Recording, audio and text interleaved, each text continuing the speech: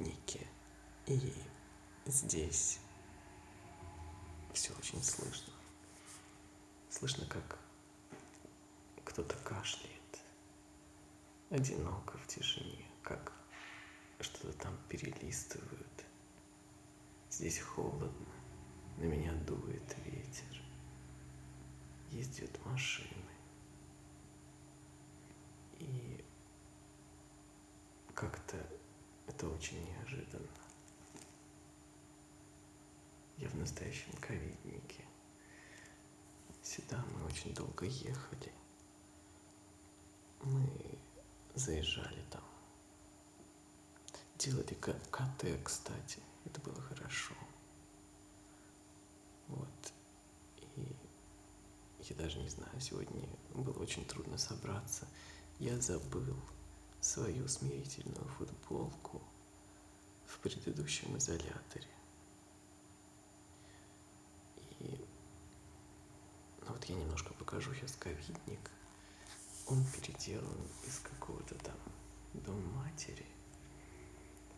Там, кстати, в туалете есть какой-то крем для рук. Я им намазался, и они не могли высохнуть. В общем, и в туалет очень трудно поместиться, если честно. А еще здесь ужасное шерстяное одеяло, от которого идет пыль.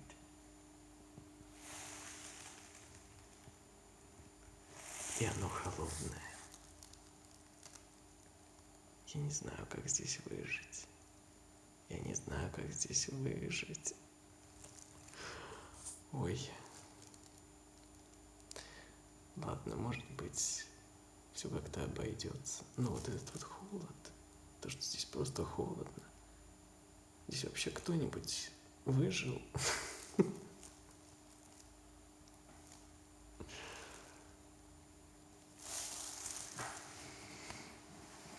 Это дверь, это не бокс. Это не то, что какой-то изолированный бокс. Сейчас у меня нет соседей, но мне сказали, что будут, чтобы я тут как бы компактно расположился. Я-то думал, что я тут здесь один.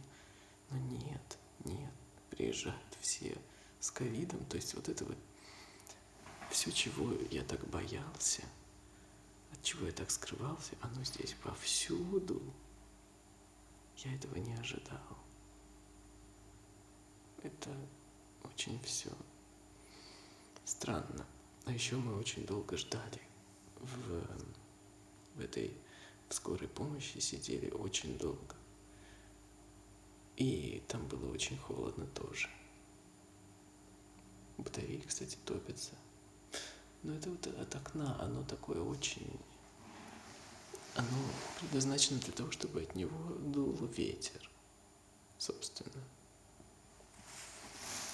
А, еще здесь шуршит подушка.